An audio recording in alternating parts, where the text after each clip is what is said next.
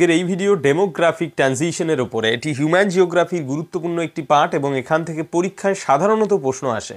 তাই আমাদের মূল ক্লাসরুমে 50 নম্বরের পরীক্ষা হয়েছে ডেমোগ্রাফিক ট্রানজিশনের উপরে। তো আজকের এই ভিডিওতে আমরা বেশ কিছু গুরুত্বপূর্ণ প্রশ্ন নিয়ে আলোচনা করছি। প্রথম প্রশ্ন, সর্বপ্রথম জনসংখ্যার হ্রাস বৃদ্ধি ও অর্থনৈতিক ক্ষেত্রে তার প্রভাব সংক্রান্ত ধারণা কোন বিজ্ঞানী দিয়েছিলেন? জনসংখ্যার হ্রাস বৃদ্ধি এবং অর্থনৈতিক ক্ষেত্রে তার প্রভাব, এই সংক্রান্ত ধারণা প্রথম দিয়েছিলেন ওয়ারেন থমসন।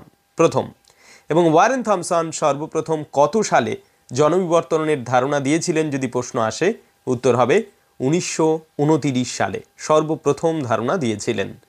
3, ফ্র্যাঙ্ক নটেস্টেইন কত সালে জনবিবর্তনের ধারণা দিয়েছিলেন? 1945 সালে তিনি দিয়েছিলেন এই জনবিবর্তন সংক্রান্ত ধারণা। 4, জনবিবর্তনের কোন পর্যায়ে উচ্চ জন্মহার আর উচ্চ মৃত্যুহার পরিলক্ষিত হয়? প্রথম পর্যায়ে এটি আমরা সবাই জানি যে উচ্চ জন্মহার এবং উচ্চ মৃত্যুহার, যে কারণে জনসংখ্যার সেই অর্থে বৃদ্ধি হয় না প্রথম পর্যায়ে। 5 প্রশ্ন, জনবিবর্তনের কোন পর্যায়ে হাই স্টেশনারি স্টেজ নামে পরিচিত? এগুলো কিন্তু খুব গুরুত্বপূর্ণ, ভাইটাল পার্ট, তাই জন্য আমরা প্রত্যেকটা অ্যাঙ্গেল ধরে ধরে প্রশ্ন করেছি। জনবিবর্তনের কোন পর্যায়ে হাই স্টেশনারি স্টেজ নামে পরিচিত? এটি হবে প্রথম পর্যায়ে। 6, প্রি ইন্ডাস্ট্রিয়াল ডেমোগ্রাফিক স্টেজ কোন ধরনের দেশের জন্য প্রযোজ্য? প্রি ইন্ডাস্ট্রিয়াল ডেমোগ্রাফিক স্টেজ এটি অনুন্নত বা প্রাথমিকভাবে উন্নয়নশীল, যেমন আমাদের ভারতবর্ষ উন্নয়নশীলতার অন্তিম সীমায় পৌঁছে গেছে, অর্থাৎ উন্নতি হাতছানি দিচ্ছে আমাদের ভারতের জন্য। কিন্তু কিছু দেশ রয়েছে যেটা অনুন্নত থেকে ওভারকাম করে একটু একটু করে প্রাথমিক উন্নয়নশীলতার দিকে যাচ্ছে, অর্থাৎ ইন্ডাস্ট্রিয়াল ডেভেলপমেন্ট এখনও হয়ে পারেনি কিন্তু হচ্ছে। তো সেই দেশগুলোকেই আমরা প্রি ইন্ডাস্ট্রিয়াল ডেমোগ্রাফিক স্টেজ হিসাবে ধরে নেব। নেক্সট, 7, পৃথিবীর জনসংখ্যা বৃদ্ধির ইতিহাসে কোন সময়কালে প্রথম পর্যায় হিসাবে চিহ্নিত করা হয়? পৃথিবীর, ভারত নয়, পৃথিবীর ক্ষেত্রে জনবিবর্তনের প্রথম পর্যায় হিসাবে ধরা হয়। অর্থাৎ মাথায় রাখতে হবে ডেমোগ্রাফিক এই কনসেপ্টের মধ্যে একটা বিষয়কে সেপারেট করে নিতে হবে প্রত্যেককে। সেটা হলো যখন পৃথিবীর অ্যাঙ্গেলে ধরা হয় তখন পৃথিবীর সব দেশ মহাদেশ সব কিছু মিলে আমরা একটা দেশ হিসাবে কল্পনা করি পুরো পৃথিবীটাকে, এবং সেইভাবে পুরো বিষয়টা পরিগণিত হয়। যেমনটি আমরা যখন ভারতের জন্য ভাববো তখন ভারত একক একটি দেশ, ভারতের বাইরে আমরা কিছু নেব না বা ধরবো না। ঠিক একইভাবে যখন পৃথিবীর ক্ষেত্রে পৃথিবীর পার্সপেক্টে এটা দেখা হয় তখন পুরো সমগ্র পৃথিবীটাকে একটা দেশ হিসাবে কল্পনা করে তারপরে এই ডেমোগ্রাফিক ফিচারগুলোকে আইডেন্টিফাই করা হয়।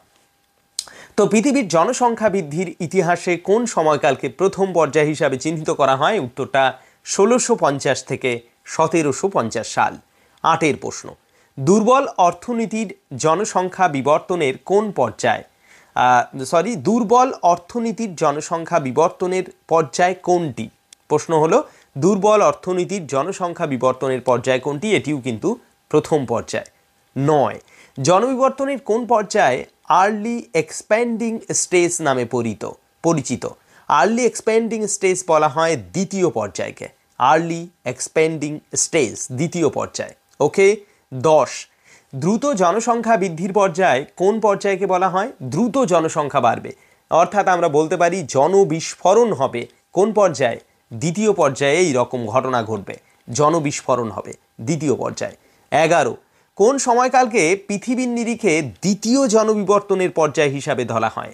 1750 থেকে 1850, এটা হলো সামগ্রিক পৃথিবীর নিরিখে দ্বিতীয় জনবিবর্তনের পর্যায়।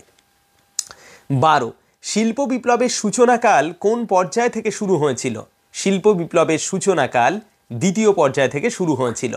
সবাইকে আমি বলবো হিউম্যান জিওগ্রাফি যখন পড়বে তখন পুরো ডেমোগ্রাফিক ফিচারগুলো ওয়ার্ল্ড ওয়াইড পড়তে হবে।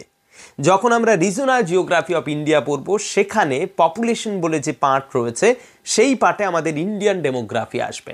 তাই অনেকেই হিউম্যান জিওগ্রাফি পড়ার সময়ও ইন্ডিয়ার ডেমোগ্রাফি পড়াটাকেই মনে মনে ভাবে যে আমার পড়া কমপ্লিট হিউম্যান জিওগ্রাফি, এমনটা নয়।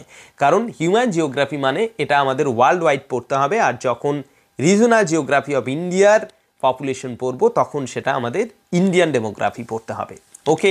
নেক্সট 12, শিল্প বিপ্লব হয়ে গেল, এটা 13, নিউ ওয়েস্টার্ন স্টেজ কোন পর্যায়কে বলে? নিউ ওয়েস্টার্ন স্টেজ বলা হয় দ্বিতীয় পর্যায়কে, অনেকেরই অজানা। এবং সবাইকে আমি বলবো, আমাদের এই ক্লাসরুমে যে 50 নম্বরের পরীক্ষা হয়েছে না ডেমোগ্রাফিক ট্রানজিশনের ওপরে, এমনভাবে আমরা প্রশ্ন করেছি খুঁটিয়ে খুঁটিয়ে যে এই 50টার বাইরে কোনো প্রশ্ন নেই, কোনো প্রশ্ন হতে পারে না।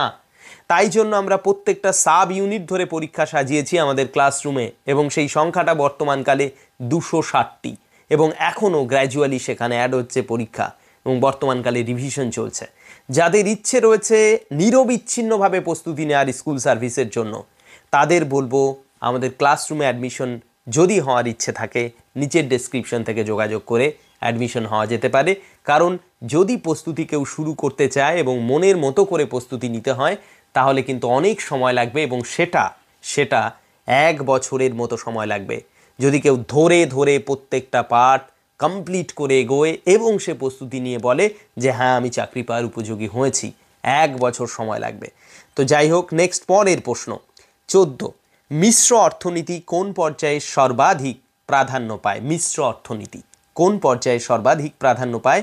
দ্বিতীয় পর্যায়ে। অর্থাৎ বুঝতেই পারছো, 50টা প্রশ্নের মধ্যে প্রথম 10-12টা প্রশ্ন ছিল প্রথম পর্যায়কে নিয়ে, এবার চলে আসলো দ্বিতীয় পর্যায়। এরকম করে তৃতীয়, চতুর্থ, পঞ্চম, মানে 5টা পর্যায় গড়ে 50টা প্রশ্ন, এই রকমভাবে সাজানো হয়েছে এটা। ওকে, মিশ্র অর্থনীতি কোন পর্যায়ে সর্বাধিক প্রাধান্য পায়? দ্বিতীয় পর্যায়ে। 15, কোন শ্রেণীর জনসংখ্যা বৃদ্ধির হার অপেক্ষাকৃত কম? Guatemala, Thailand, chilli. এর মধ্যে চিলি হারে অপেক্ষাকৃত জনসংখ্যা বৃদ্ধির হার কম। কেন কম? তার কারণ হলো মানুষ একটু একটু করে সচেতন হচ্ছে, জনসংখ্যা কিভাবে আয়ত্তের মধ্যে আনতে হয়, কিভাবে ফ্যামিলি প্ল্যানিং করতে হয়, এবং কিভাবে একটু একটু করে সমাজ, সোসাইটি উন্নীত হবে, সেটা নিয়ে মানুষের মধ্যে ভাবনা চিন্তার উদ্বেগ শুরু হয়। তাই জন্যই এই পর্যায়ে মানুষ একটু একটু করে দেখা যায় যে জনসংখ্যা নিয়ন্ত্রণের জায়গায় নিয়ে আসে। দেখো পরের প্রশ্ন 16, নিচের কোন শ্রেণীতে জনসংখ্যা বৃদ্ধির কুফল নিয়ে মানুষের মধ্যে উদ্বেগ বিদ্যমান? অর্থাৎ মানুষ উদ্বেগ রয়েছে জনসংখ্যা বৃদ্ধি বিষয়টাকে নিয়ে, চিলি হারে। তাই জন্যই তো এই স্টেজে দেখা যায় যে জনসংখ্যা বৃদ্ধিটা অনেকটাই নিয়ন্ত্রণে চলে আসে, অর্থাৎ জনসংখ্যা সেই অর্থে আর বৃদ্ধি হয় না, মানুষ সচেতন হয়ে যায়। কিন্তু গুয়েতামালা, থাইল্যান্ড হারে এখনও পর্যন্ত সেই সচেতনতা আসে না। 17, নিচের কোন শ্রেণীর মধ্যে জনসংখ্যা বৃদ্ধির কুফল নিয়ে কোনো প্রকার সচেতনতামূলক দৃষ্টিভঙ্গির বিকাশ হয়নি? গুয়েতামালা হার, এখনও কোনো সচেতনতা আসেনি। যেমন বর্তমানকালে ভারতবর্ষ, সচেতনতা এসেছি আমরা, জনসংখ্যার বৃদ্ধির কুফল নিয়ে আমরা উদ্বিগ্ন, যে কারণে পপুলেশন অনেকটাই ম্যানেজমেন্টের জায়গায় চলে এসেছে। ওকে, নেক্সট 18, জনবিবর্তনের কোন পর্যায়ে স্লো এক্সপেন্ডিং স্টেজ বলা হয়? কোন পর্যায়কে বলে স্লো এক্সপেন্ডিং স্টেজ? কোন পর্যায়কে বলা হয়? তৃতীয় পর্যায়কে বলা হয় স্লো এক্সপেন্ডিং স্টেজ, তৃতীয় পর্যায়। 19, জনবিবর্তনের কোন পর্যায়কে মডার্ন ওয়েস্টার্ন স্টেজ বলা হয়? মডার্ন ওয়েস্টার্ন স্টেজ, যে পর্যায়ে জন্মহার কমে যাওয়ার কারণে জনসংখ্যা বৃদ্ধির হার ধীর, জন্মহার কমে যাওয়ার কারণে জনসংখ্যা বৃদ্ধির হার ধীর, তাকেই বলে মডার্ন ওয়েস্টার্ন স্টেজ। 20 নম্বর প্রশ্ন, জনবিবর্তনের কোন পর্যায়ে উদ্বৃত্ত জনসংখ্যা হ্রাস পেতে শুরু করে? তৃতীয় পর্যায়ে উদ্বৃত্ত জনসংখ্যা একটু একটু করে হ্রাস পেতে শুরু করবে। তো এই ছিল প্রথম 20টি প্রশ্ন যেটি আমাদের ইউটিউব চ্যানেলে এক্সপোজ করলাম। এছাড়া আরও রয়েছে 30টি প্রশ্ন এই ডেমোগ্রাফিক ট্রানজিশনের ওপরে। আশা করি 20টা প্রশ্ন তোমাদের উপকারে আসবে।